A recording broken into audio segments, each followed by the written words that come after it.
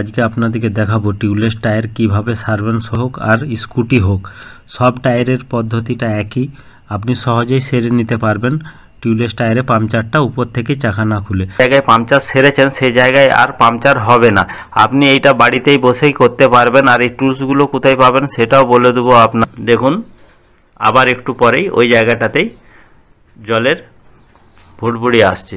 তারপরে এরকম একটা টুলস বেরোবে যেটাতে আপনি রাবারটা ঢুকাতে পারবেন পাংচার সারার জন্য। টিউবলেস টায়ারে এগুলো দরকার হয়।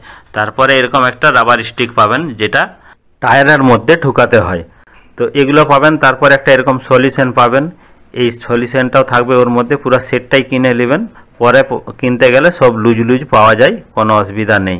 এটা অনলাইনে পেয়ে যাবেন, আমার এই ভিডিও ডিসক্রিপশনে লিঙ্কটা দেওয়া আছে। তো পাংচারটা সারতে গেলে কি করতে হবে দেখুন, এই রাবার স্টিকটা টুলসের মধ্যে লাগাতে হবে, সেটা দেখিয়ে দিচ্ছি। প্রথমে দেখুন এটা বার করে নিলাম, তারপরে এই টুলসটার মধ্যে লাগালাম।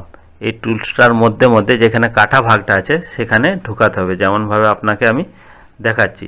এটা ঢুকিয়ে নিয়ে সমান সমান করে দিতে হবে দুদিকেই।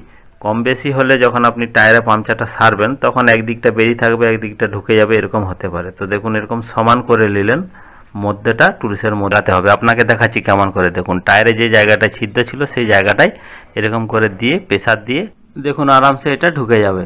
এই যে ইজি ঢুকে গেল। এরপর হ্যান্ডেলটা বার করে নিলাম। আর এই যে স্টিকটা, রাবার স্টিকটা পুরোটাই ঢুকানো চলবে না, কিছুটা বার করে রাখতে হবে। এইটাই এরপর কি করে সিল করবেন সেটা দেখাবো।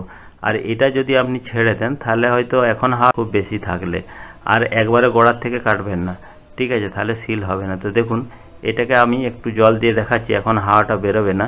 তারপরে এটাকে সিল করে দেখাবো। একটু কেটে নিই, এটা অনেক বড় আছে, সামান্য কেটে নিচ্ছি।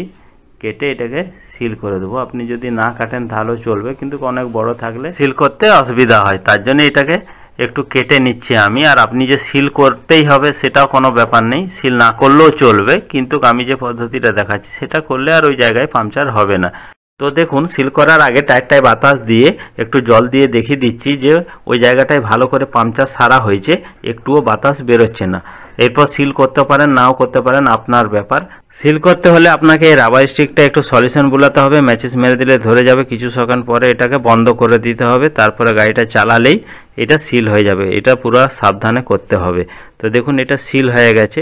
ভিডিওটি ভালো লাগলে নিশ্চয়ই একটি লাইক করবেন, শেয়ার করবেন, সাবস্ক্রাইব করবেন। আমার ভিডিওটি দেখার জন্য সবাইকে অনেক অনেক ধন্যবাদ। দেখা হবে পরের ভিডিওতে।